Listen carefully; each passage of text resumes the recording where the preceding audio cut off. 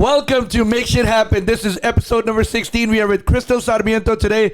Crystal, how you doing? Thank you for coming in. Oh, you're so welcome. I'm fantastic. Crystal is going to be the author of your brand new book coming out, Becoming a Lioness. Yes. Are you excited about the book? Yes, I think excited is an understatement. So I met you several years ago, and you were very annoying. I remember you were buying some furniture with me with Yep. your ex-husband. Why do we have to bring that up? And then I'm like, oh my God. And then all of a sudden you popped up on my Instagram one day. I'm like, oh my God, this lady's annoying. How are you doing today now? All jokes aside, how are you doing? No, we're good. We're good. I'm good. I'm fantastic. All What right. about you? I'm doing well. Making shit happen. Making shit happen. That's what it's about. Well, let me ask you a question since you brought that up, making shit happen. Yeah. What is your definition of making shit happen? Making shit happen is getting up and like literally telling the voices in your head and all the excuses that overwhelm you to shut the hell up. Mm-hmm. It's literally shut up and not listening to it and just doing it. Like, And just doing no it. excuses. You have to force yourself to do it. Make shit happen. Make shit happen. Make it happen. So I know you're writing a book. Yes. And what made you write a book? There's a lot of factors that go into that.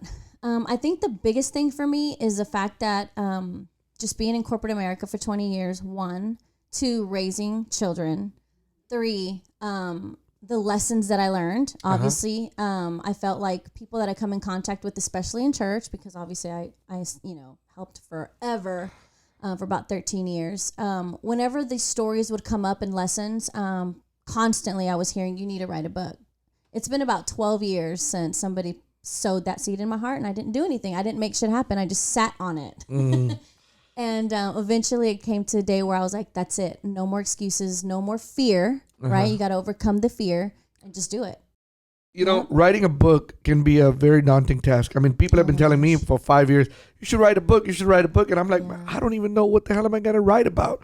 And I mean, lately I've been thinking about it more. I mean, but eventually, maybe one day I might be brave enough to do the same thing that you're doing. So I commend you for doing that. Thank you. Crystal, we got a lot in we got a lot in common. But I don't want to talk a lot about me. I want to talk about you. People who are listening to you right now, they're wondering, who is Crystal? Tell us a little bit about yourself, Crystal. Goodness, I can talk for hours. I'm sure you can. I think for the most part, most people who come across me who don't know me behind closed doors would consider me a professional in the corporate world, a powerhouse in what I do, completely competitive, and I don't take no for an answer. Behind closed doors at home, I'm a dedicated wife, a dedicated mother.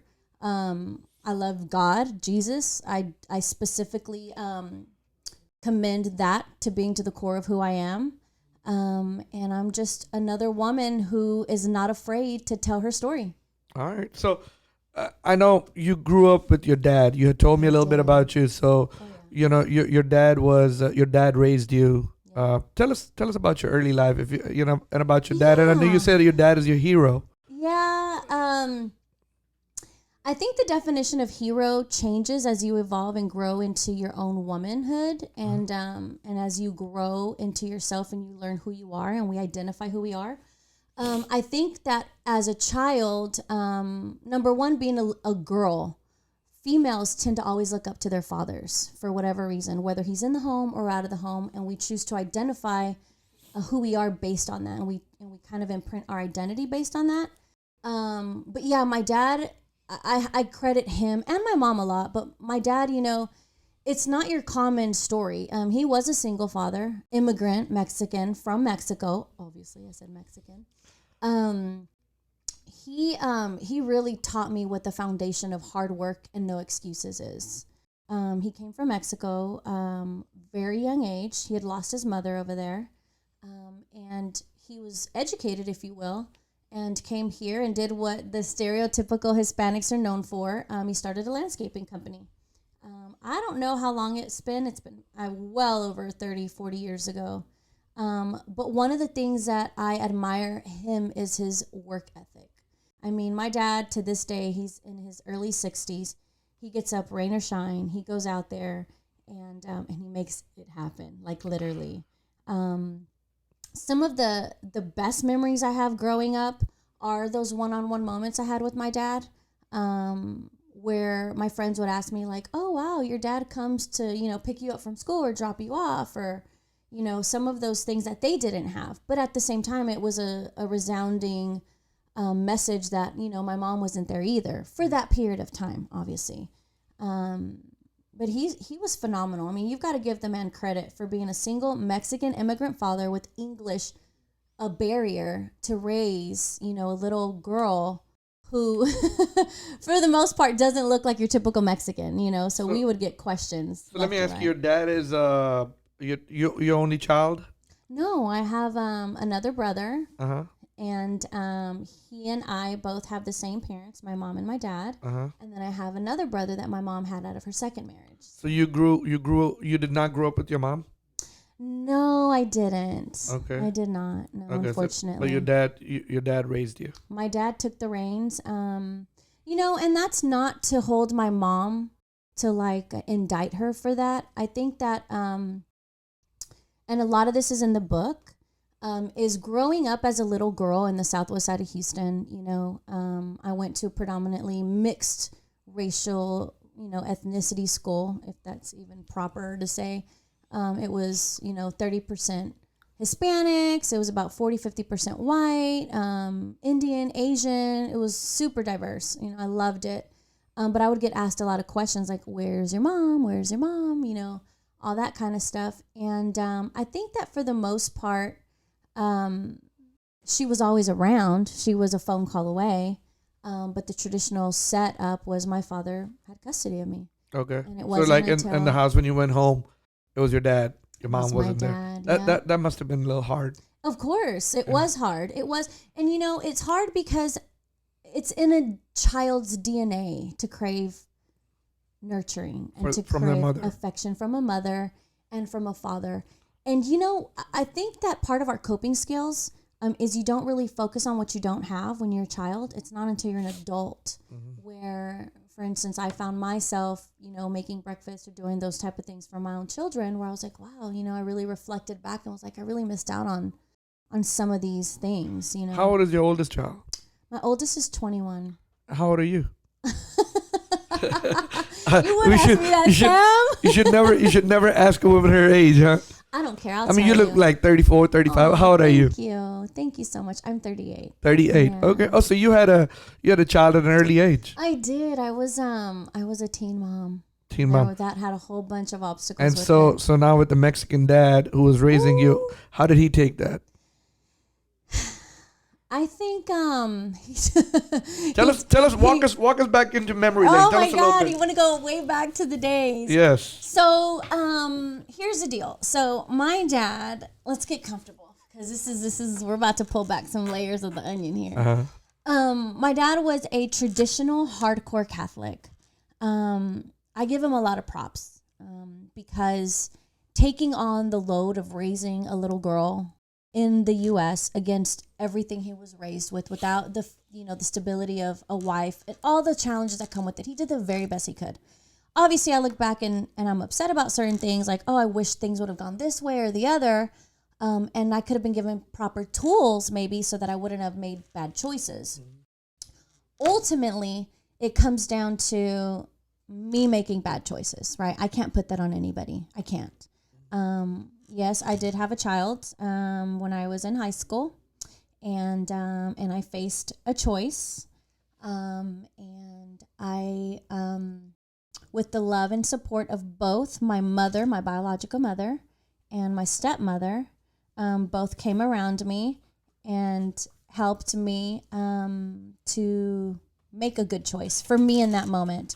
But to come back to my father, so that's kind of scary. When you come home and your dad has raised you and literally drilled into the very core of your being, foundation of abstinence, of putting God first and purity. I mean, my dad did all those things. He did the right things. He took me to church.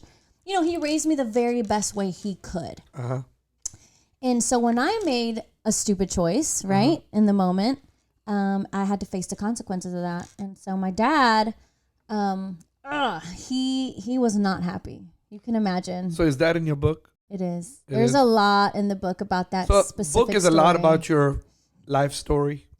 There's bits and pieces that really dig deep into the life story and the lessons that came out of that, but it's also other things about finding identity and things like that. Tell us a little bit more about the book, if you don't mind. I know you don't want to give it all away, but I don't. give us a little bit what the book is about.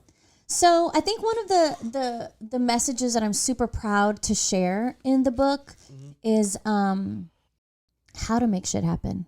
Okay. I think at the end of the day, we live in a culture, in a society where women are hearing the tag phrases, the tag words, women empowerment, confidence, strong is beautiful, choose happy, all these taglines. Excuse me. But at the end of the day, they're not taught how to find that. Like, how do you find that confidence? It's like, well, I'm confident. Well, where did that come from? That confidence you don't just wake up with it, especially when you've had a hell of a childhood, especially when you've had hard times, when you've had to wake up and or cry yourself to sleep, or had hard choices that, life dealt you that you didn't choose. You know what I mean? I think a lot of the times things are given to us that we didn't ask for, and we have to make a choice. Am I going to face this head on, or am I going to buckle in shame and cry and make excuses, right? So in the book, I talk about those lessons and how to dig deep and pull those up. You know what I mean? I'm all about women empowerment. I'm all about also honoring men, because we're nothing with that. There's a healthy balance there. Obviously, I don't want to go into that too much, but I think a big resounding lesson in the book is where's the source of that identity? Is it something that someone called you? Is it something your parents called you? Did you identify yourself from your work, your success? Well, where do you get that from, right? And that's really the biggest thing for me is helping, mainly women, but also men identify those questions, and if not, help them do that, So, how did you get that title? How did you come up with the title, Oh, Becoming that's a a good Lioness? Yeah. That That's a pretty good, and I've seen like a lioness. So tell me a little bit about that. Okay.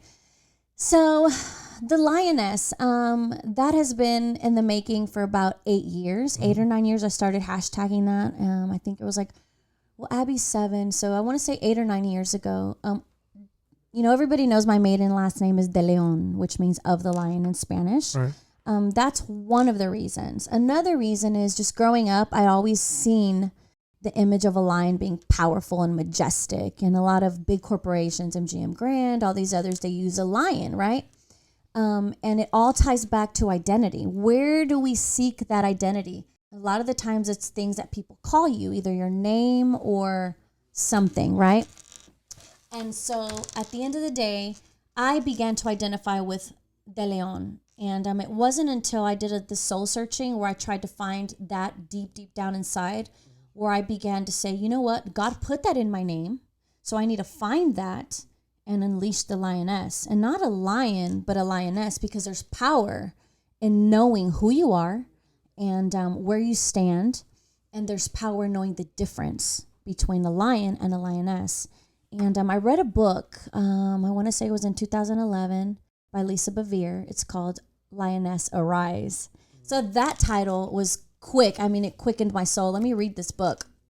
It's a faith-based book, but ultimately it taught me so much about the characteristics of a lioness. In the pride out in Africa and in the deserts, the one who does the hunting is the lioness, because don't get offended, but the lion is usually too lazy to go out and hunt. And because the lioness is more agile and she's quick and she just has better hunting skills.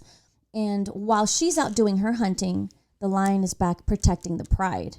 Because if you know a little bit about prides, if he's weak, then another lion will come in and take over the pride. But that comes with consequences. He'll kill the cubs and then dominate the lioness. So therefore, although she does her hunting, there's a beautiful balance between the two. Yeah. So in the jungle, the lion stays at home. In the jungle, the mighty jungle. Yep. The lion stays at home. He stays there. He's yep. What would you feel? How would you feel if your lion stayed at home? Been there, done that. Oh, really? Tell us a yeah. little bit about that. No, I don't want to throw anybody under the bus, but unfortunately, for many years of my, my previous marriage, I like to call 1.0. That was a trial version. I had to go out and work. I had to do the hunting. And I don't think there's anything wrong with that. So let me ask you a question. I mean, you said 1.0 divorce. Yeah. Sometimes, women don't want to get out of the divorce. I mean, they might be unhappy. There might be, I mean, there's several women. I mean, I support, causes for, nonprofit, where women are victims, a lot of abuse, mental abuse, physical abuse, sexual abuse. Yeah. I mean, a lot of women just, they still find it hard, even though they've been abused. They find it hard to break the barrier. And I mean, it can be a lot of stuff, right? I mean, it can be a man don't want to do something. I mean, I was taught a different way. And I don't want to bring religion into this thing, but, like I always tell people, I'm like, men don't want love. Men don't need love. Men just need respect. That's right. And but man's duty is to make sure that he goes out and, unlike the jungle, he goes out and fetch the food. That's right. And he goes out and, for me saying that because I don't eat bacon, he needs to bring the bacon home. You gotta bring the bacon home. We can say bring the papa home. Bring the bread home, huh? That's it. Yeah, but yeah, I mean, so I believe in that. I mean, I truly do. So I mean, when a woman divorces, it takes a lot. I mean, I commend a lot of women who are like, I'm not happy, I'm out, I'm leaving, and I mean, it's easier said than done. Way easier said than done. What is your experience about that? Oh my gosh. I mean, some women, they just don't give a... Some women don't care. Yeah, they don't care. And that's okay. I think there's so much I'm not trying to put you in that category. I'm not trying to put a lot of women in the category. I mean, there's women out there that's on to the next one real quick, real quick. I mean, one day, and I'm if anyone is listening, please forgive me. I sometimes tend to babble.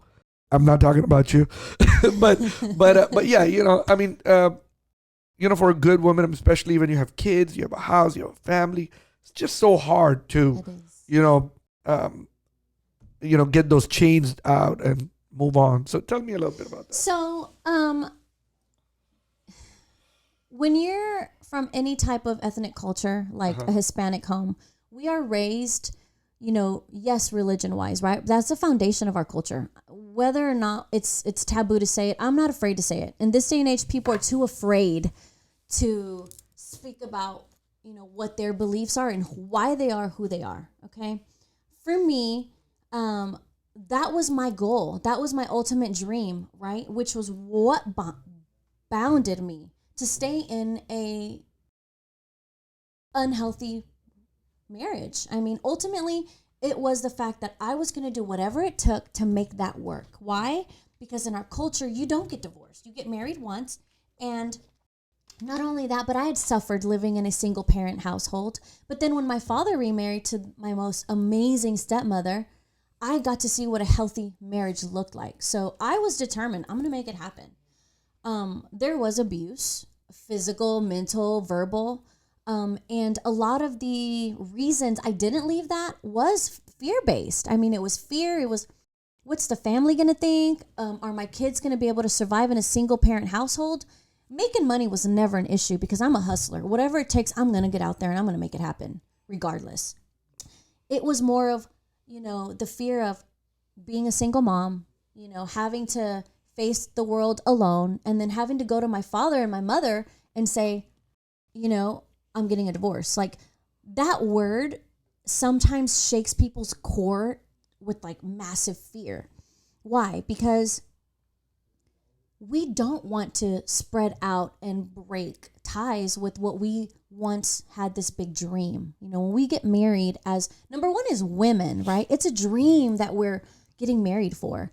And that would, the accepting of that failure can be detrimental to some. And so instead of making a choice, a lot of women and men choose to stay there even though they're unhappy. Now, I will never advocate for a family unit to get a divorce just because you don't get along. That is never, I think, a reason to break up a family unit. Now, if there's no kids involved, that's your choice to make. My beliefs are different in the Bible, but I had to hold my head up high because at the end of the day, what was I teaching my daughters? What was I teaching them? That it's okay to take this? Because statistically, girls are going to seek a husband that reminds them of their father. And the way the mother and the father relate at home is what, whether or not we believe it, they're going to look for that subconsciously. Subconsciously, they're going to seek that, and they're going to think that's okay. I had enough. I had just had my third daughter, and I was not about to put them through the same dysfunction. And I had to look myself in the mirror and say, I am worth it. I am worth it. And if this is not going to change after 13 years, enough. And I think that it comes to a point where either you do it or you don't. Every day you wake up and you make a choice. You make a choice to, like you say, make shit happen. Either get up and go to work. You make a choice to accept things to happen to you, or you make them happen. And I think that now, today's day and age, it's easier to get a divorce, right? Now, I was taught, I served in church for 13 years. I facilitated family foundations, counseling sessions and groups. And that was our banner. Divorce is not an option. And they still preach that. So for me to walk up into church, right, and be that woman that did all those things and say, I'm getting a divorce, was hard. It was not easy. Because people are looking at you as a hypocrite. Absolutely. And they're judging. And they're judging, not only that, but they're judging me by the God that I serve. Like, oh, I thought you were a Christian. What happened to this, Jesus, and he's a prosperity Jesus? At the end of the day. How did you face that? With my head up high. No excuses. I didn't have to apologize to anybody because at the end of the day, I wasn't going home to them. And you didn't die for me on a cross. They are not my God. They are not my Savior. The only person I had to answer to was the God that I serve, and answer to myself and answer to my kids. Because ultimately, every decision we make sets up a legacy. Whether we believe it or not, every choice that us as parents make affects our children and our children's children, right? The choices that my mom and my father made affect my children. They probably weren't thinking about that. Or my grandparents. My grandparents made choices to get a divorce. I'm like, that generational thing has carried on 3 generations. And that was another reason why I was like, I refuse to get divorced. But you know what? I did it, and I cannot thank God more for giving me the courage to do it, because abuse is not okay. It's absolutely not okay, no matter how you sugarcoat it or cover it up. And in church, and I'm sorry, a lot of people are going to hold me accountable to this, but I have been to women's Bible studies where they sit there and say that you just have to keep praying for that abusive man. That is not okay. That is bullshit. Straight bullshit. It is not okay. And I think that it is a time. Pray for what? That he stops abusing you? Yeah. Pray for his heart to change. You know what? At some point, if that man is not changing, then you have to make a choice. Let me ask you a question. I mean, when a man is abusive, do you think he got that from his upbringing? Because I see kids at I have a furniture store. I see kids around, and I see like sometimes little kids. Kids are gonna be kids, right? And then the kids did start acting bad, and their mothers don't say nothing. When they cry, their mom gives it to them. If they want a toy and they scream, their mom gives it to them. I've seen kids beat their mom, slap their mom. No. I mean, and I feel like, if the kids are kids, they're 2 years old, they're 3 years old, they're just kids. Yep. It's what you show them, right? Yep. I saw it on Instagram the other day. Like, this girl had posted a picture of her kid. She's like, he don't like to put his clothes on. And someone commented on the bottom, well, he learns from his mom. Put your clothes on, and he'll put it on. And I'm like, oh, shoot. But we learn from our parents, right? And I mean, if our parents instill that behavior in us, that it's okay to hit them or hit other kids or to be a bully in high school, or I mean in elementary school or high school, or beat kids in the park, and stuff like that. And if the parents keep condoning that behavior, I feel like the kids grow up to be that person. Absolutely. So statistically, men who have seen that at home and got away with it, where the culture permitted it, will repeat that act. And it doesn't have to see the men seeing their fathers, beat their mom or be abusive to their mom. Just like I'm saying, little kids who are allowed from their parents from their own parents who allow or that them outburst and absolutely going crazy. And I mean, you've been in a grocery store and you've seen kids just screaming on top of their lungs, and their mom not doing nothing. Nothing. I'm like, let me whoop the crap out of your kid. I'm gonna punch your kid. You better. I don't want to punch him. I just want to smack him. I mean, I'm like, and I want to tell the parents, hey, if you just give it to them so they'll stop crying, what are you teaching them? What are you teaching them? That you can cry to get your way. I think that's a huge issue with culture today, and I have strong opinions about it. So some people may not want Kristen, to. I gotta tell you, I've seen Hispanics, blacks, Indians, whites, everybody. I'm gonna tell you what. I'm not lying to you. The way I grew up, if I ever yelled, man, my mom backslap. Backslap. I mean, my mom whooped me by rolling pins. My mom has broken so many rolling pins on me. I mean, hangers. Yeah. I think when I was 13 or 14, my mom even whooped me with an extension cord. Oh, snap. And I mean, but you know what? I never, parents are so worried about if I whoop my kid will hate me. No, I love my mom. Oh my gosh. I think, so back to that point is I'm not a child psychologist by any means or an expert or a professional, but I can tell you this. One of the things that I did learn in these seminar groups and family foundations and all these things is two things. When you raise a kid with no discipline, they become rebellious. But when you mix discipline with respect and love, that breeds respect. Exactly. And your kids grow up to respect you. I was the same way. My dad was not shy with his hand. He had a heavy hand. Now, some people will say that that's why, you permitted, a spouse to treat you that way. It can be. I don't know. I don't think so. At the end of the day, I think that this culture is raising a bunch of sissies. Yeah. And if you do not know how to tell your kids no, and they get out in the real world and they apply for a job or they go out there and they don't know the word no, what are you raising? I mean, at the end of the day, it's about that. Growing up, my mom whooped me probably almost every day. And I can probably remember my dad whooped me maybe less than a hand. I can't even count it on one hand. I mean, I think probably 4 or 5 times I got a whooping from my dad. But I still remember the time I got a whooping from my dad. I mean, hell, I remember this. I'll share this. I was 14. I think I was 14 years old. And my dad was like, when we eat dinner, you need to be on the table. And I was out there playing. And my dad kept calling me, and I wouldn't come in.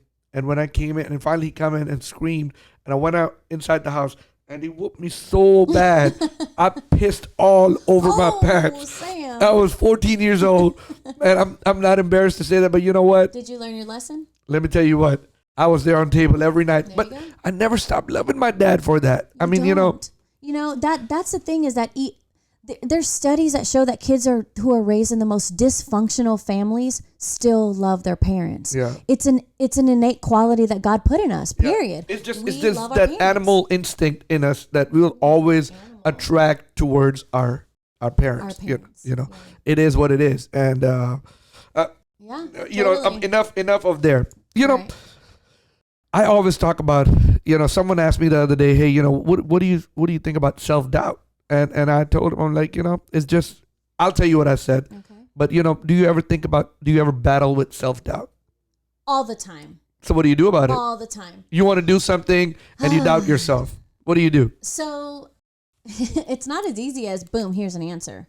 It depends what I'm doubting and how I'm going to overcome that. Being in sales, being a mom, being all the things that, that make the essence of Crystal, I've been through a lot of obstacles in life. And so doubt is something we all face. Every day you wake up and you have decisions to make, right? Do I want to go to the gym? Do I want to cook dinner? Do I want to just buy McDonald's? Do I want to do this? Do I want to step out on a limb and write this book? Do I want to be vulnerable to the entire world about very, very tough situations in my life? How do we doubt ourselves? Doubt will come and scream and destroy your mind if you let it. It's about the renewing of your mind, and it's about having a strong will to not allow doubt to become a root or deep-seated root inside your core. To me, you either choose to let that doubt sink in and you feed it, or you stop it right there and you replace that with something positive or think about something powerful. For me, when I doubt myself, I psych myself out. I'm like, I can do this. And you know what? That comes back to fear. Why am I doubting myself, right? And so what if I do it? Finding that courage to say it's okay to fail, right? Doubt isn't the end of the world. Doubt sometimes can be super healthy, right? And doubt is actually a good thing because it makes you double check yourself. It makes you look back and say, all right, what do I need to do to overcome this doubt? Or maybe this is just my insides telling me, my inner core saying, tap the brakes, look at the situation. How do I fix it, right? It's an opportunity. Doubt can be an opportunity. Doubt can be an opportunity. Yeah. So, you said, maybe I fail. Have you ever faced any failures in life that you'll be like, man, I wish I would have done that? Oh, yeah. Oh, my gosh. Who are we kidding? I mean, no one's perfect. I'm far from perfect. I think I make massive mistakes a lot. I've failed hard, but I've also gotten up hard. I think one of the key things to me and to who I am is the Bible. It says 7 times you'll fall, but 7 times you'll get back up, right? So that gives you permission to say you're going to fail, but you're also going to get back up. An example of failing is losing my temper with my children. Sometimes I like to be the cheerleader of raising powerful women, but at the same time, I fail on a daily basis. I lose my temper. I'm a strong believer in what you call your kids or your family members is going to impart into them who they are. And sometimes I fail at that. Clearly, I failed in picking, my first partner. I mean, those choices, you know what? But not all the failures have been detrimental. None of them have killed me. And they've all taught me lessons, and they've made me stronger. And they've taught me that it's okay. It's okay to make mistakes, but you learn from them. So you mentioned a couple of times about empowering women and stuff like that. So I know that you're involved in some of the movements over here in town, or some or say some organizations. Tell us a little bit about what do you. So, for me, in this day and age, you can count like 12 different organizations online that have the name of Houston that want to really empower women, and they scream or they use that tagline to sell clothing or articles or whatever to draw attention to it. I love women empowerment.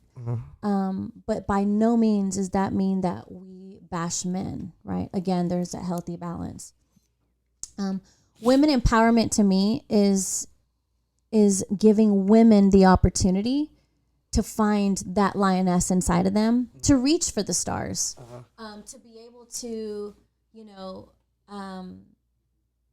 learn and teach them, not just say, oh, we're going to get together and we're going to scream women empowerment. It's more than that. It's like, how do you empower yourself? Where do you get that empowerment from? What is your source of empowerment? Is it just like, hey, I want to use this banner and fly it high? No, it's let's come together, and how do we help each other? How do we lift each other up? Which is difficult because women are known for being catty, not like dudes. Dudes will get in a fight, just like on a football field, and then they make up tomorrow, and then boom, they're drinking beers the next day. Women are more emotional. Women are more territorial. And I think that we really need to be pioneers to break down that barrier and say it's okay to lift each other up. There's power in that. There's power in lifting your fellow sister up and saying, how can I help you? What are some of the goals that you want to reach? How can we come around you and help you meet those? But also creating a safe place for women to come and be like, oh my God, I almost wanted to choke my husband today. And being able to bring that to the surface and talk to somebody who's not going to judge you and be like, oh, so-and-so's having marital problems. Everybody has problems. But women are so judgmental too. Women tend to be very judgmental, but that's from a source of insecurity. It all comes from that source of, am I going to lose something? or your fear. It's all fear-based. And so if we can come together and kind of like strip that back and help people, or women for the most part, it's okay. It's totally okay. But to answer your question, I recently joined forces with an amazing organization. There's multiple that I'm, very fond of, but Houston Businesswoman. I absolutely love the message, the foundation, not only that, but the members. Everybody that's come together, everybody supports each other. I have seen other types of organizations that there's a little bit of cattiness, but this one even more so has opened the doors for other people who are doing the same thing to come together and partner. Got you. It's phenomenal. Now you also have this Becoming a Lioness meeting thing. What is that? So it's a faith-based women's meeting. It's a non-traditional Bible study. It is faith-based. It is where we get to the root of a lot of issues. And it's a safe place where women can come together, but also a lot of times in business, right, when we want to be successful, we seek these things and we've got this like goal or this motivation, but we've got something inside that isn't quite right. And so sometimes in order to hit that mark of success and be, how would I say, like free, right? To find that freedom to really break down all these inside internal soul barriers so that you can reach that. When you couple that with your inner strength, then your business is going to succeed a lot of the times, because something painful, right, has either caused you to break out and want to become an entrepreneur or work in corporate America. Both are okay, right? Like you said, right, not everybody's built to be an entrepreneur. Sometimes being an employee is good. But when you couple a healthy soul, you're going to succeed. But when you have a lot of crud and undealt with situations, or you really have identity issues, then you're going to end up working super hard for this business, but never really uncovering who you really are. And people buy from people, right? And so now, this day and age, when we have these businesses, you're all over TV. People are buying from, right? Yeah. From Super Sam. Yeah. So I'm glad you listened to my Instagram and my podcast and everything. People don't have to be. You don't have to be an entrepreneur. You can work for somebody to be successful. Absolutely. So, Becoming a Lioness, the meeting is more faith based. But if somebody is don't believe in the same faith, it's a great question. I mean, can they join? Everybody can join. So, like I said, it is faith based. What that means is that we might. Are y'all reading Bible together over there, or what are y'all doing? Scripture. Yeah. There's an organized, layout for how we're gonna tackle that. But for instance, at one of my meetings, I had a Catholic female there, a woman who doesn't go to church, another woman who was raised Pentecostal, but really doesn't do that. To me, it's not about what religion you are. It's not about that. It's about finding our identity in the Creator of the universe. Got you. The book is coming out on Mother's Day, you said. So initially, with my publishing company, we were talking about coming out in April. That was a deadline, but then we strategically came together and they want to drop it Mother's Day. Yeah. So how many chapters in the book? Is it a pretty extensive book? Is it a short book? Or are we going to have to find out? Oh, it's an introduction. So it's an introduction. It's a taste of what Becoming a Lioness is. I'll tell you right now, there's a second book coming. So there'll be a series of books. There will be a series. So what is the ultimate goal for Crystal? I mean, you're writing a book, but what do you want to do? I mean, is it do you want to do more women empowering stuff? What is it? So tell us a little bit about it. I want to break barriers. First of all, writing a book is a big, is a milestone. So tell us. What do you want? So, I think one of my ultimate goals was one of the boxes that I needed to check, was writing that book. I'd been talking about it for years, and my husband a while back was like, "You keep talking about it, you need to just do it." Right? And that was part of overcoming the fear and just saying, you know what, I'm just going to do it. You know what? Whether it sells or it doesn't, at least I did it. Right. That's what matters. If it helps one person, I did it. I think ultimately, the goal is to help as many people as possible. It doesn't only need to be women. Men can also learn from that too, because you can learn how not to screw up a marriage, learn from our mistakes, and really fight for your family. For me, it's about leaving a legacy and changing the course of the destiny for my generations. That's what it's about. It's not just about me. It's about my kids, and their kids' kids.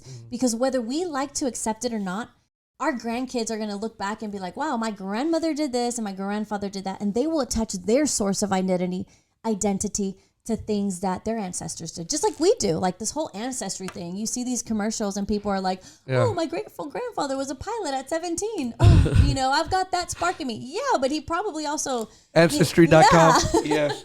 There's a lot of people spending money on that.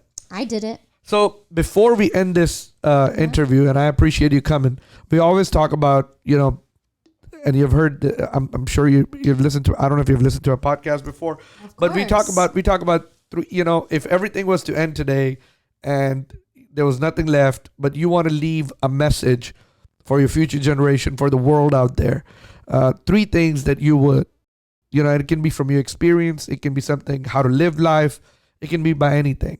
What would you leave for your kids, your future generation, so they can say, oh, well, great grandma said that. And also for the world. For the world. 3 things. I think the biggest one is you have a choice. You have a choice. God created every human being in this earth with free will. Whether or not we choose to accept it, we have choices. And it's what we choose to do with those choices. Secondly is don't blame others for your screw-ups. Take ownership, course correct, and make those changes. Stop making excuses. Just make it happen. Okay. That's a whole chapter. I mean, we can talk about that forever. And I think a lot of the message that I've learned over life is that pride sucks. When you have pride, it destroys. Pride can kill families. Pride can destroy identities. And unfortunately, a lot of the times, admitting that we're prideful can set us back years and years and years. And so learning to be humble, learning to really, really be humble and never take anything for granted. No matter how hard you want to say you built something or these hands built this, those words can always be rooted in some type of pride. And I feel like whenever we're humble and we can give credit where credit is due, for me, it's always God. It always is, because whether or not we choose to acknowledge him, something other than ourselves is in control. And whatever you believe, that can be taken away in an instant. So number 1, you have a choice. Number 2, don't blame others for your downfalls. Take ownership. And number 3, pride sucks. Pride sucks. Yeah, and learn to be humble. So learn to be humble. So ego is a big barrier. I mean, it can destroy a lot of stuff. I mean, I always, I'm a big advocate of humility, and I always think, I always say you always meet the same person twice. So leave a good impression the first time, so that when they see you the second time, they'll say something good about you rather than bad. You never know if you'll need them the second time. If you might meet them today, and then tomorrow they might be somebody who you need. You might meet this person and you're at the passport office and you have lost your passport and you're ready to go on a trip, and that person is that clerk sitting behind the desk and they remembers you. And well, it's like in corporate America. A lot of the times people take for granted their boss, or they talk bad about their boss and they mimic and they spread things around. That's bad. That's a bad reputation to do that. 1, 2, you never know who's going to work for you or who you're going to work for. You're going to work for. I've seen it countless times how people miraculously, you burn bridges, 1, and then the person that you talked down to or humiliated end up being your boss or working for someone that you now need to sign that contract. Exactly. And that happens. It always kind of, it's a vicious cycle. It kind of goes around. Now, before we end this interview, I had a couple of things I want to ask you, and which I should have asked before. So tell me, Crystal, what do you like to do as a person? What do I like to do? I love to spend time with my husband and my family. I'm crazy in love with being active with him. We love to fish. That's one of the biggest things that people who are close and near and dear to us know, that anytime we don't have any kids, or even when we have the kids and we get a spare moment off of work, we jump on that boat and we head out to Galveston. We love to fish. Okay. Fishing's one of my favorite things. Fishing? Bay fishing, yeah. We don't do freshwater fishing. We haven't really explored that together yet. A lot of But bait yeah. fishing, or maybe like deep sea fishing. Deep sea fishing's my favorite. Yeah, it's easy. That's why, huh? It's definitely easier because you got the guys that are out there helping you. But I love that fight, man. I love fighting you that love big that. You love the fish. fight. I Well, love especially in Galveston. I mean, especially when it's kingfish season or something that gosh. kingfish is Or good. red snapper, Or yeah. red snapper too. I mean, red snapper don't give that much fight, but They don't. They're yeah, kind but- of lazy and heavy, but for me, I'm a little woman, so anything's a fight for me. So are you a big fish eater? You a big steak eater? You know what? For the most part, I'm Mexican, right? So I grew up freaking carne asada and tacos and all that. I think lately with exploring plant-based options are definitely, beneficial. 100% beneficial, Man, I can't get into that plant-based thing. Every time I try, like 3-4 days later, I'm like, I want some meat. Let me I want tell some you. meat. I'll tell you what. So I embarked on a 21-day fast. It's called the Daniel fast. It's a Christian-based fast from the Old Testament. It's stupid, crazy hard. Everyone's like, who does that?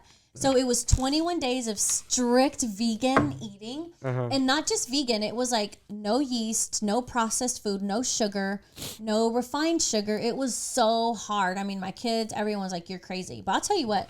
Those 21 days, I was doing CrossFit. I did not take one day off of CrossFit other than if I was sick or I was out or I couldn't make it. You did 7 day? 21-day fast. So, but 21-day fast and 21 straight days of CrossFit? No, not 21 days straight of CrossFit. But I go 3 to 4 times a week, and I made almost every single one of those. And the energy level that I had and the strength that I had was crazy, absolutely crazy. So And I'm a testament to that. I'm a big sucker of dessert and ice cream and sweets and stuff like that. I mean, that's one of my vices. I mean, I hate it, but that is. I mean, besides that, I mean, I love food. Don't we all? Yeah, It's like my love language. I love food. I love crawfish. I love steaks, and I love Crawfish. Don't start. And I mean, oh my God, I love tres leches. I love all Uy, that. unos tres leches. And you know what I love? Flan. Every time I eat ice cream, every time I eat crawfish, I crave ice cream. Of course, because it's spicy, and so you want to I don't it's know like what the it mix, is. the dairy with the crawfish. But Crystal, thank you so much for You're so coming. Thank you for welcome. being on Make Shit Happen, and I appreciate you taking your time from your busy you. schedule. I know you're a busy professional mom, book writer, women empowerment lady, and thank you, guys. You heard this. Thank you. Thank you, guys. You heard this on by Crystal Sarmiento. Her book is coming out, Becoming a Lioness. Please make sure you look forward to that book on Mother's Day. And, I think this was a great episode. Again, Crystal, Thank you. thank you so much. Thank you.